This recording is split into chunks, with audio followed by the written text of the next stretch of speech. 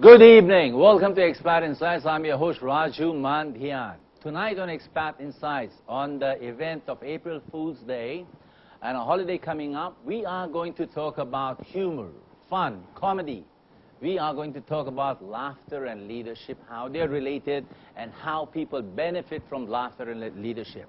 My guests tonight, very funny people, two of them. One of them is a speaker, a professional speaker and a consultant.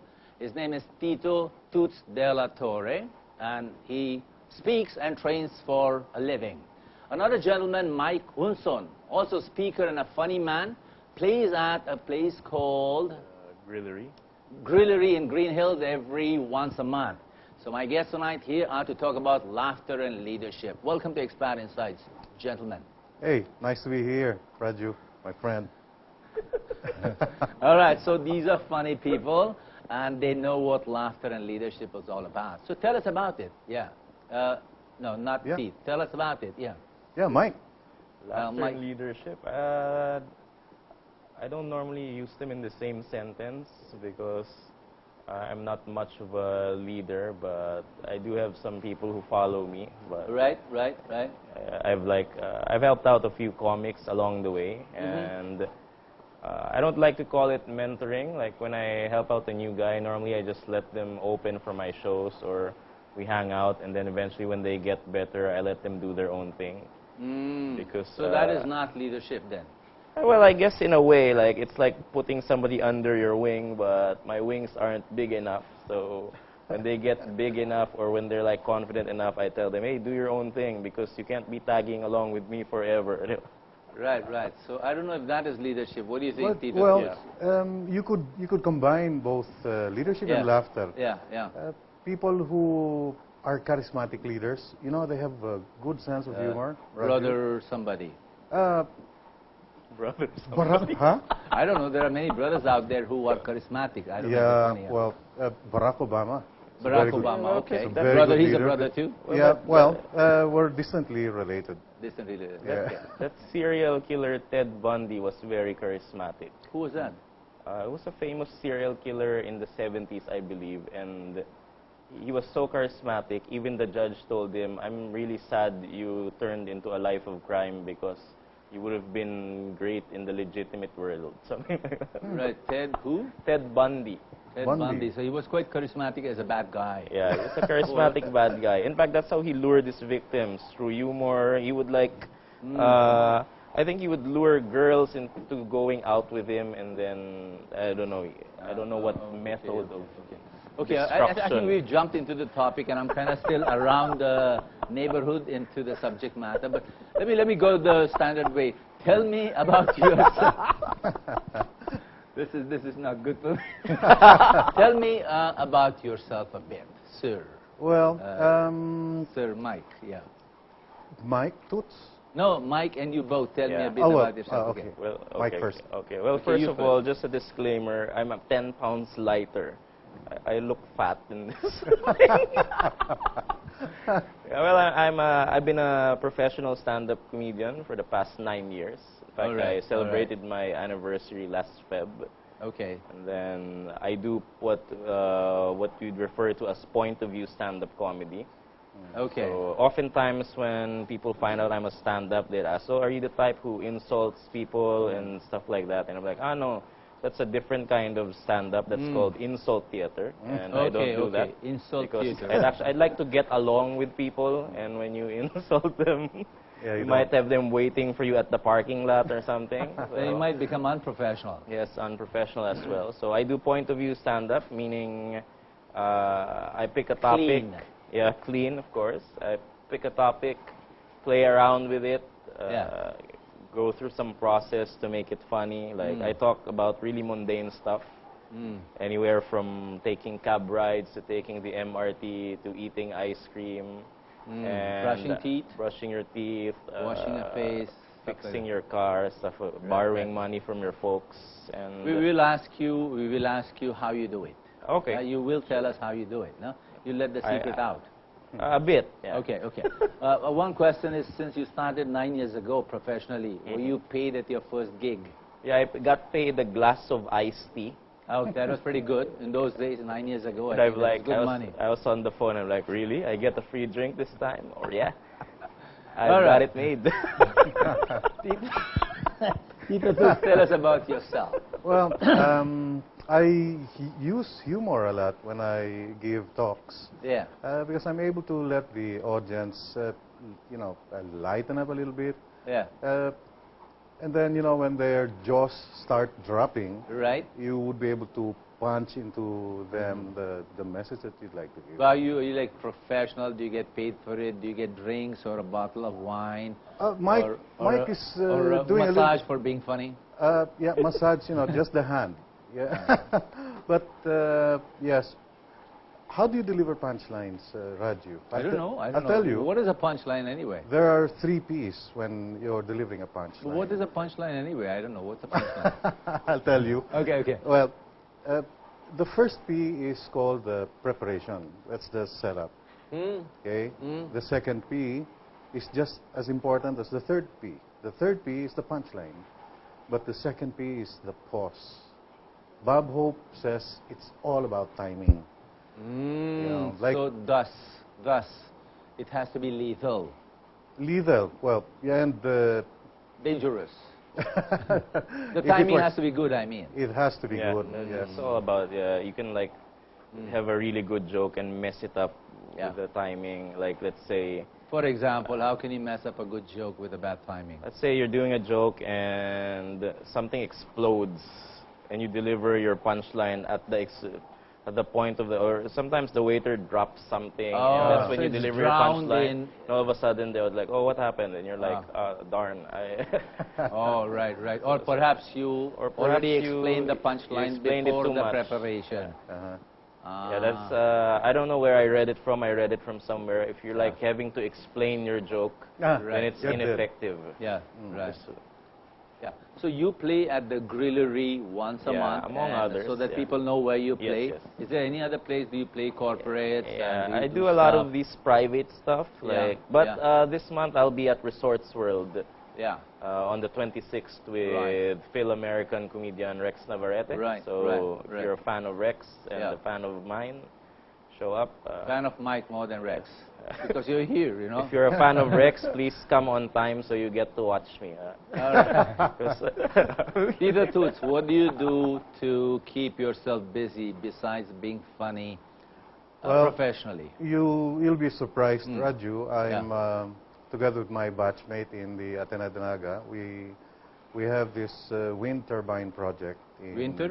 Wind turbine projects. Wind Oh, turbine. wind. okay. Yeah. A wind, the one that moves like a fan. Yes, That yes. one. Yeah, okay. We're doing a little bit bigger than the first one that was established in Bangi. That's a 33 megawatt. Right, Ours right. is 50. That's And those white things. that one. Ah, okay. Yeah, like a windmill. Okay. Yeah. Yeah, so but I'm there. I do the non-technical part. I establish relationships with people there, like the mayors and the property owners, the barangay, the fisher folk there. Okay. All right. At this point, you know what we'll do? We'll take a pause. Okay. Yeah, because this was the preparation. Then we'll do the punches. After the break, we'll come back and talk to Tito Toots and Uncle Mike about laughter and leadership, and they'll tell us how leadership is grew 30 related years old. to laughter. He's my Tito too. So stay watching Expat Insights. Today's April Fool's Day, and we are having fun here at Expat Insights. Good evening and welcome back to Expat Insights, and we are talking to Mike Unson, who's my nephew, I'm sorry, not my uncle, and Tito Toots. We are talking about laughter and leadership. And, they jumped right into the subject matter of laughter a while ago, but we will relate this to laughter and leadership. Okay. And if you are out there watching, if you're a speaker, if you're a company boss, if you're a manager, and if you want to include humor related to happiness, these are the gentlemen who will give you the magic potions. So, sir, tell us now a bit about leadership from your perspective. Humor and leadership. Humor and leadership, yeah. yes. You need to be a charismatic leader, and you need to inspire. Yeah. You need to motivate people, and you could use humor to a great extent if you're able to help your audience, lighten up a little bit. Yeah. And then you can use your humor so that the atmosphere would be easy, and then you would be able to tell your message to your audience. So Yeah. thus, Mike, he's saying that you need that to soften up people, to open up people, to break ice and then be able to manage them. Is that right? Mm-hmm. Yeah, manage them, Yeah, lead them, that is a influence very them. effective tool. Yeah. I don't really manage too many people, but yeah, I noticed that the good leaders are either very funny or very charming. Yeah. They're either they're either womanizers or just funny guys. Yeah. Yeah. And when you're like in the workplace, I used to work in a Korean school. If your boss is funny or light-hearted or laid back, it's more fun to be working in that kind of an environment versus some stuck-up who wants to I don't know, trample on your fun or something, right? If your boss is like this really stiff guy who's like nitpicking all the time, right? You wouldn't Right. want to follow somebody like that, right? Right, You'd be right. thinking Be to a pain yourself, in the neck, yeah. like if you're like in the workplace, like my dad would always tell me, you should look for somebody you'd like to end up like when you get that age. When you get to some place and you notice, I don't want to be like any of these guys. So it's unhealthy, right? But like if you're working for somebody, this guy is funny. I mean, He's happy. He's happy. Right. People like him, and I want to be like this person there. Right, right. So actually, so what you're saying is that a person who's humorous, light-hearted, and easygoing becomes a role model. Yes. So influence becomes easy because of that, no? So in this ambience, in this panahon that we live in, the Philippines, no? How many people do you think are funny? How about our leaders here, who rule, who legislate, and who make the laws? It's I don't know. that's tough to call, Yeah. Raju, because Yeah. we're watching them and they're on camera. But but sometimes you would see there would be some funny incidents even during the impeachment trial. Yeah. I don't watch that. Yeah, not funny. Yeah. But the mark of a professional like this guy here. To your right. Yes. To my right, I mean. And my right as well. Yeah, okay.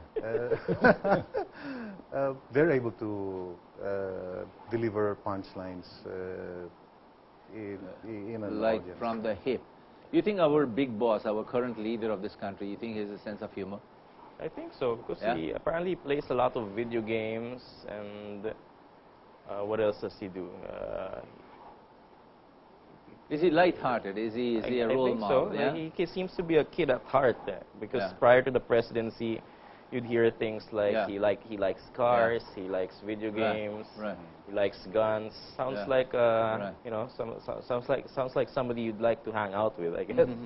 Do you manage a lot of people in your windmill, wind turbine business, sales business? No, not directly, but Yeah. we do have meetings with a lot of people in the town where we'd like to put our wind turbines in. Yeah.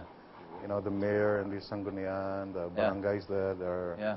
at least 5 barangays that we're talking with, and Yeah. the fisher folk. Right. Uh-huh. So you use a lot of laughter and easygoing approaches Yeah, we to conduct build rapport. public forums, and part of the rapport building, as you Yeah. mentioned, Yeah. is some cracking some jokes there, Yeah. and the jokes got to be relevant. So how does one go about being it? Did you discover it? Did you have to sweat for becoming humorous? Mike, go first. Did you have to sweat for it, or did you discover a bone somewhere? Then say, oh my God, this is a big funny bone. No. Yeah? It was a long, tedious thing. Before I became a stand-up comic, I was a stage manager for Before you ballet. became what? Before I became a stand-up comic, I was a stand-up stage comic, manager. okay. I was a stage manager for ballet productions. Right, that helped. Yeah, so stage manager is pretty much the equivalent of a floor director, I guess, for TV. Yeah. So I did that job for like 5 years. So I Right. was managing theater Right. crew, stuff like that. Yeah. And at a certain point, I just burned out and went on a break. Then bumped into my I attended an acting workshop when I was in college, and I bumped into my director, and he said, "I'm forming a comedy group. Want to try out?" Wow, this was UP, Ateneo? No, I did it in University of St. Lasal in Bacolod. See, Oh. Peke Galiaga has this summer thing going on. Was he the director that time, Peke No, Galiaga? it's a friend of one of his people asked me to join his comedy group. So I was doing improvs for a while, and that didn't work for me. Yeah? And he said, "I don't think you're an improv kind of a guy. You should try doing stand-up." What is the difference? Improv? Improv is like theater games played on stage. So you have a bunch of players. Like or what the actors. Spit does. Yes, Silly exactly, people exactly. in theater, okay. Yes. So you play. They have templates of what theater games they'd like to play for the audience. Right. Which is suggestion based. For example, they'd play something like, let's say they do foreign translation. So they'd ask the audience for a nationality and a topic, and they'd make a. They translate They that. translate it Right. on stage. So that's pretty Sharp. And it's fast. something that you rehearse, but you don't. It's something you do on the spot. And stand-up is the exact opposite of that. So all of my jokes are pretty much like a singer who has songs. A singer doesn't go up on stage and makes up songs, right? So you've been at this for 9 years. Yes, 9 So you years. have you've cut a CD like a song. I've got like a series of jokes. And then you repeat them, and if you are thrown off the track, you lose. Yeah, I mix and match. You Like mix and normally match. before a gig, like let's say I'm tasked to do an hour of stand-up. Yeah. I'd probably line up anywhere from 30 to 40 jokes, and have a specific order that I'd But you like still to do. go ahead and look candid, as Yes, if you yes, were yes. just saying. So that's the You have practice. to like pretend to be saying it, delivering it all off for the the first cuff, time. Off the cuff. And So it's a lot of sweat that you needed yes, to put it's it a lot in. of So you hard didn't work. discover a big bone and say, funny ako. No. Tito, Doesn't work that way. Toots, how about you? Well, you know, when I was in grade school, Yeah. I was watching my batchmate, Yeah. and he was telling stories, and then he would deliver a punchline. Yeah. There were like four of them. Right. Yeah. The other three just listening to him. Right. And I was so mesmerized watching from the distance. Mm-hmm. At how he was able to do it. Right. And so I said, I want to be like him. Right. And you know what I did? Yeah. I had a conscious effort to practice jokes and then to deliver them. Mike would tell you that a lot of success that you would get delivering stories and jokes would be practicing. Yes, definitely. Practicing it. It's So stage living time it. also. How about the raw material for it? I'm sure, like you mentioned, that you do clean humor. Yes. You do situational humor. So thus you do not pick on caste, No. color, No, creed, Yeah, or those are- body parts. Yes. No, no. body parts, no? No, no. Nothing I about the leave that nose or to, the leg or the hair on the body, nothing, right? So you talk about situations, no? So I was lucky enough to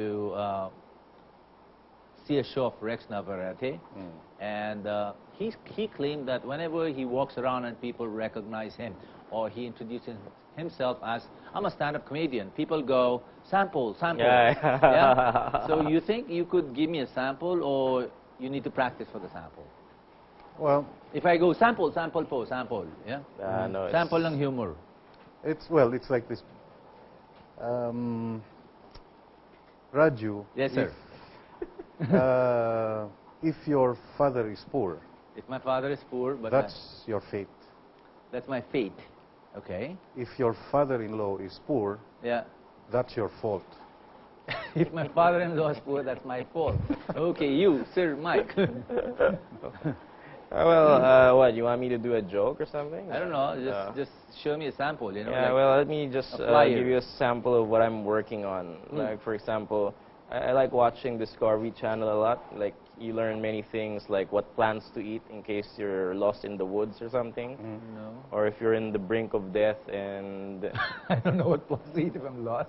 Yeah, like Discovery Channel, you watch these explorers and they'd be like, in case you're trapped somewhere, you can eat this plant. Or you can actually stab this catfish and eat the meat raw, stuff like that. Right.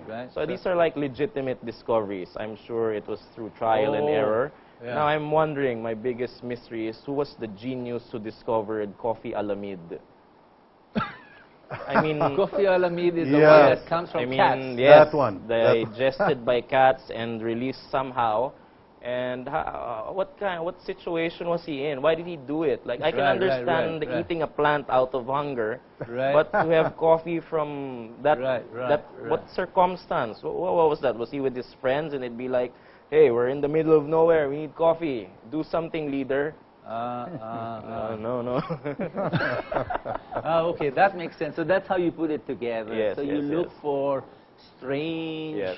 stories, and then strange, and then you generalize a bit, like bring it to because common yes, sense level. Because that's how you get people who are like, if you start with a strange thing right away and you have like connoisseurs, meaning people who are fans of comedy, they'd get it, right?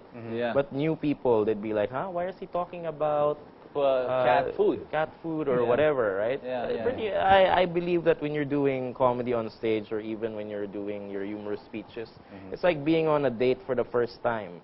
You don't like attack a date and say all these weird things right away, right? You say things like, so where do you study? Or do you like watching movies? Stuff like that.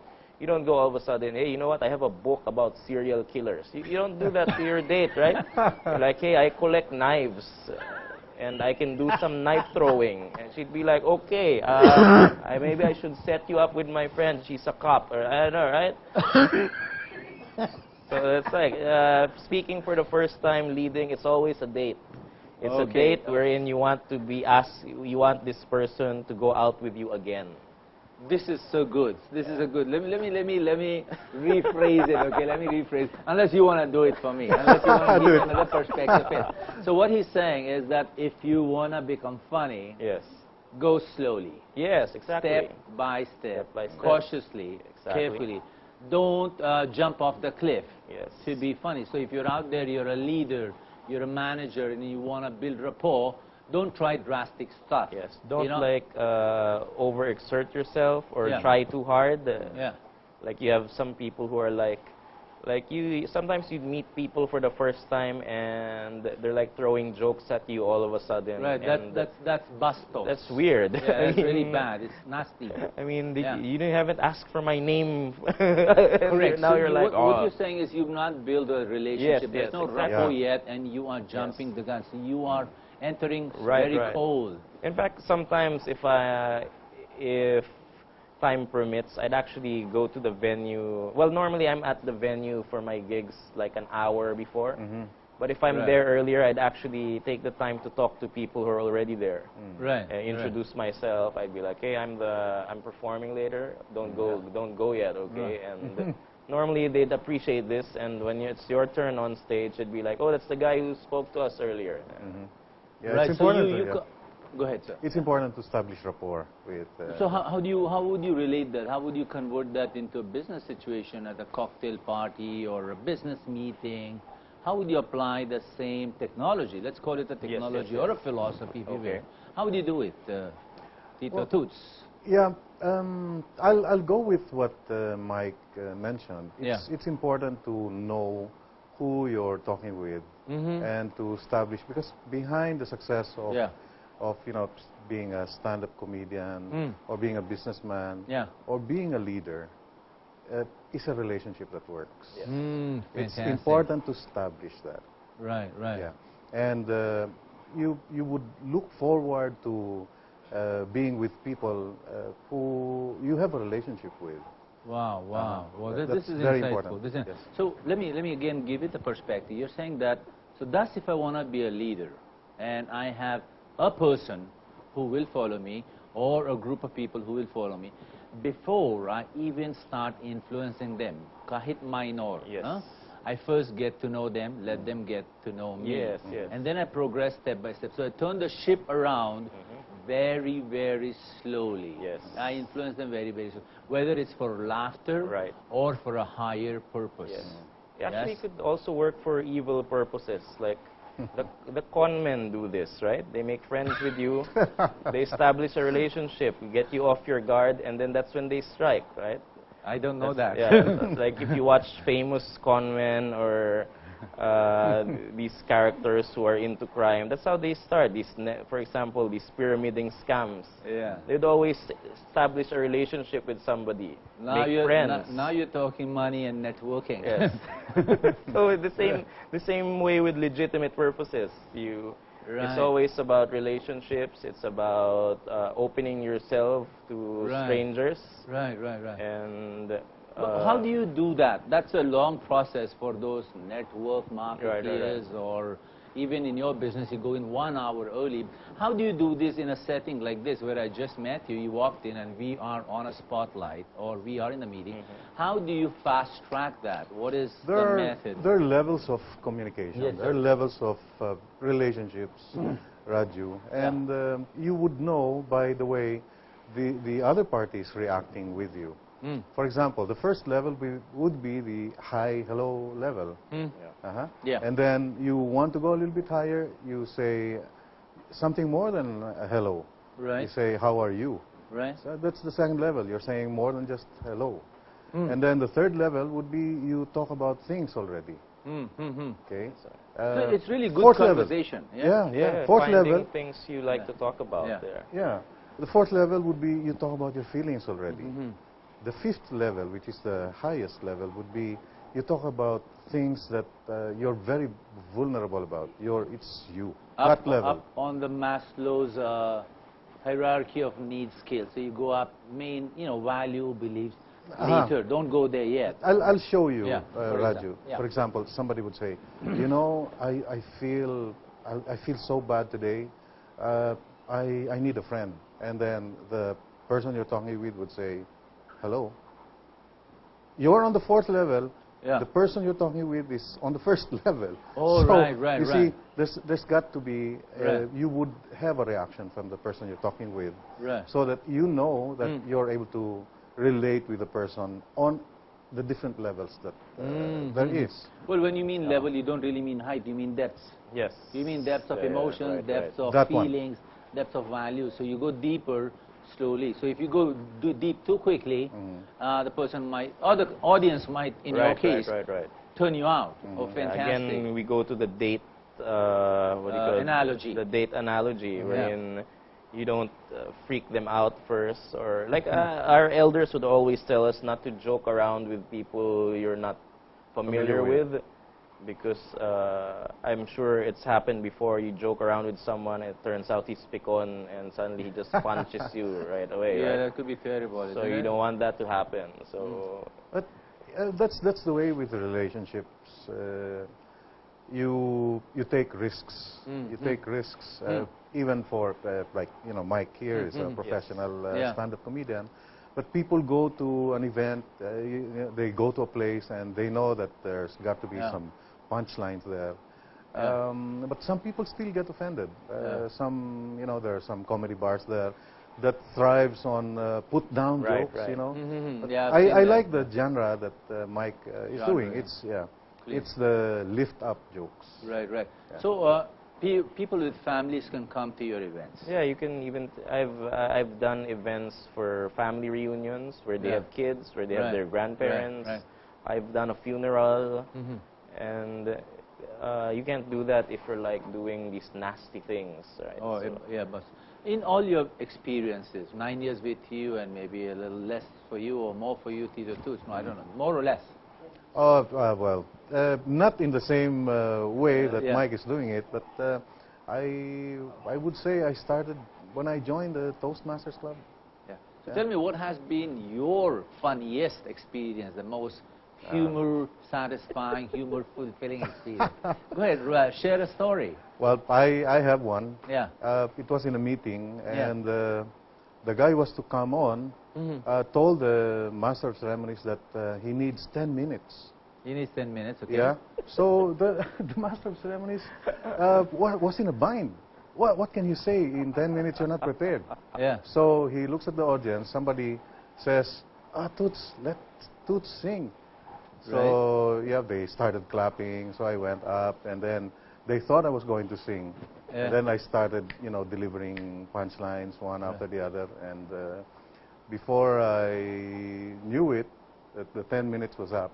And I didn't even have to sing. Ah, so you I filled in had a time. kick doing that. You stood in for someone, and instead of singing, you just Yeah, well, I delivered said, a string of you know, jokes. yeah, I said, you know, I sing. I used to be a male vocalist with a band.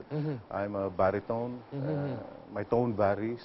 And then Okay, I get it. started from that. It was so funny. I was enjoying myself.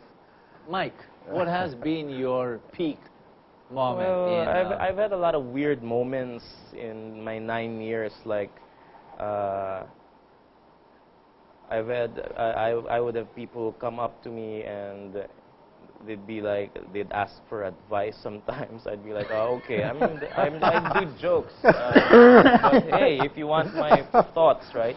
Probably one of my favorite moments was one time I was doing a show and I was doing my jokes, my series about being single. Yeah. And then when I step off the stage to shake hands with people, this group of girls were like, "Are you really single?" And I'm like, "Yeah." And then they were like, "You know what? We could set him up with our friend." And they did. They set me up, and I went out with this girl. And then, of course, it didn't work out because she was a professional and all, and she was like, "Oh, what? You do stand up and you're asleep most of the time?" So, and I'm like, "Okay." But we became friends, and now she's like in one of my jokes. She's one of your gigs. Yeah, she's in my series where because I went as far as delivering flowers to her office. So now I have a joke about the secret admirer there, which I based on that situation where I went to her office with flowers. You don't name names. No, I don't. You don't name names. I wouldn't mention like places or sometimes I do names depending on who's watching me. Yeah. I'd use their names. They like that sometimes. They'd be like, "Oh, that's my name." It's almost like seeking permission from them. Right, exactly. Well, has there been a time in your life when you said, look, this profession is fulfilling, it's funny, but it's not paying me enough. I don't get enough respect. I just get iced teas or a bottle of wine. Do you ever feel that? Do you ever sometimes, but then again, I always believe in the saying, somebody's got to do it, right? Yeah. I guess this is my role in life to make people laugh. Like sometimes you meet people who are like really depressed and they tell you, "Hey, I had fun, thanks. I'm having a bad time," and you just lift me up somehow and. Nice. Let's take a quick break. Let's take a quick break and come back and talk about a little bit finer nuances on laughter and leadership. Okay? So thank you for watching Expat Insights. We'll take a break and come back and talk to nephew Mike Unson and Tito Toots dela Torre. I'm your host Raju Mantian.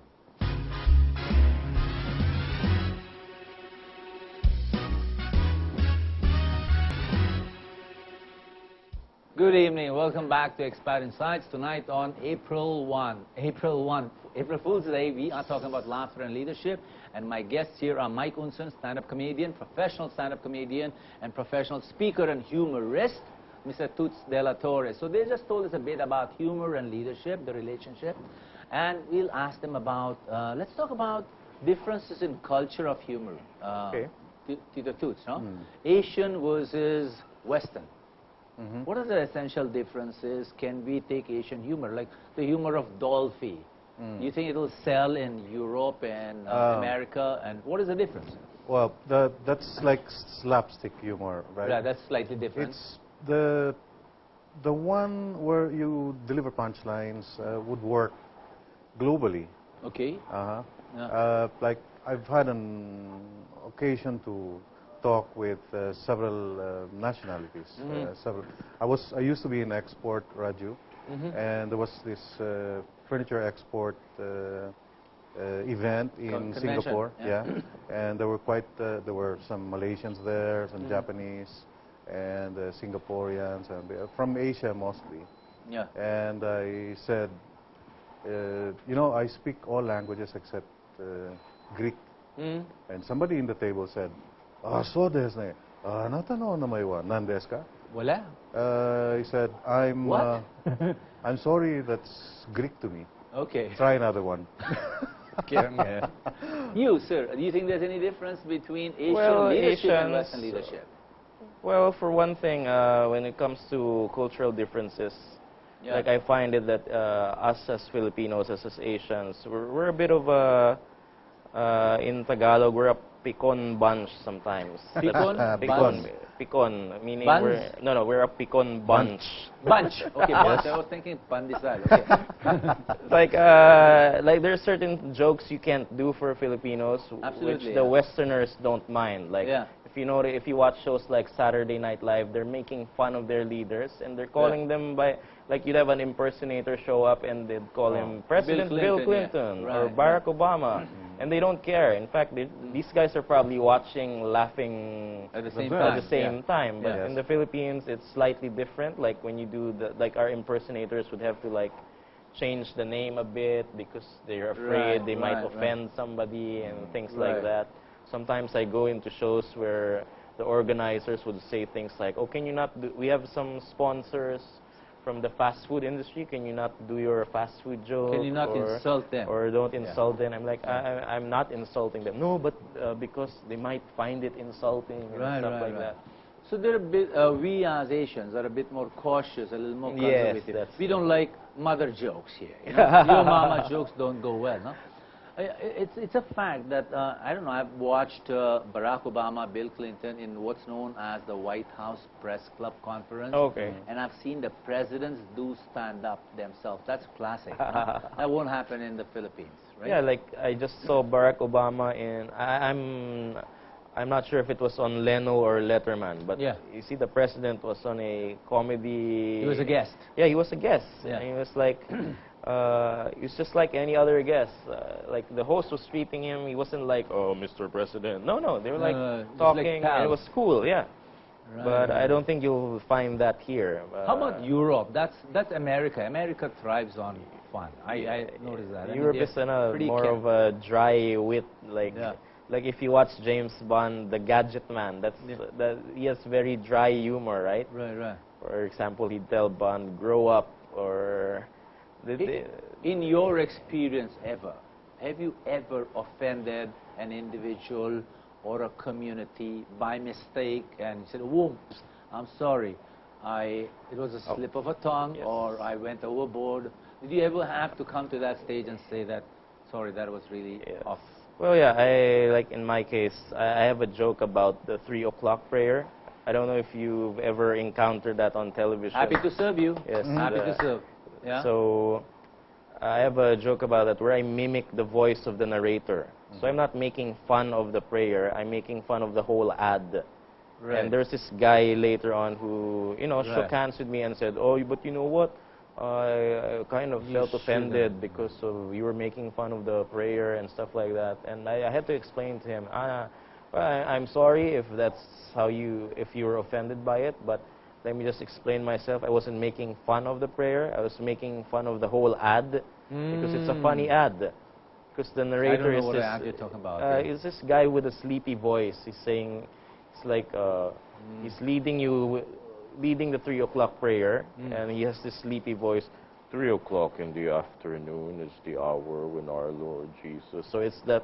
And then towards the end, he goes, "For your pledges, please send it to." Yeah. So I was like, "Why is everybody sleepy at 3 p.m.? And I do the prayer, and at 3:01 his voice changes. "For your pledges, send to." So it's a joke about the ad and not the prayers. I can see why people might find that offensive, because there are people who are cautious about their belief systems. No? So Tito Toots, what's your take on it? Do you think that maybe we should become a little more easygoing as far as our sense of humor is concerned? Well, or are they wrong? The Westerners wrong? there are different cultures and different ways of looking at things. It would help if you're traveling to a country and you're going to give a speaking engagement. It would help if you have a native from that country to tell you what the sensitivities are, so that you can avoid it. So essentially what you're saying is, if you're making fun of yourself, if you're a Filipino, you're making fun of Filipinos, no hassle. If you're a Bombay making fun of Bombay's lending money, walang hassle. No? Right? Is that fine? No? Yeah. But you don't think any Indians would kill me for that? No. No, they won't. No? If you poke fun at yourself, Right. then it's okay, because you'll be able to elicit laughter.